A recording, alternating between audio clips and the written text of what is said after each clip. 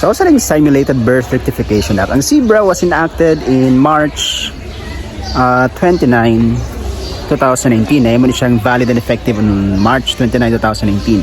Ang SEBRA is naghatag siya og 10-year amnesty sa mga tao o ginikanan nga nag-simulated sa birth sa bata 3 years prior the effectivity of the law, which means that ang mga nag-simulate og birth sa bata nga dili na sulod ana nga period is the cancellation or rectification must be done judicially.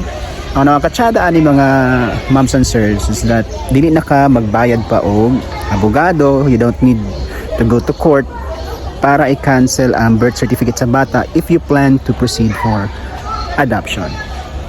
So katong mga ginikanan nga nag-simulate di og birth sa usa ka bata, please do visit your Social Welfare and Development Office or pwede po ang Regional Authority for Child Care Office kung doon mo sa regional office para magaran mo sa buhaton.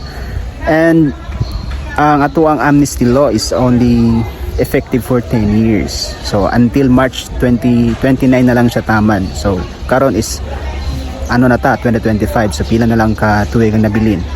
And dili na mo mag-worry because dili na ka mo hire og lawyer, no, kay giusa naman sa National Authority for Child Care ang rectification sa maong simulated birth, and at the same time pag mo proceed mo sa adoption. So na ni siya, kumbaga one stone hitting two birds at a time. So mao na ang benefits sa SEBRA. So I hope you will grab, no.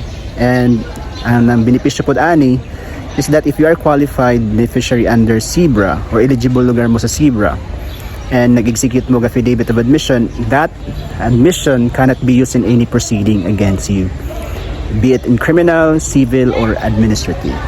Now, if dili mo qualified aning SEBRA, the cancellation must be done judicially and dili sa NACC.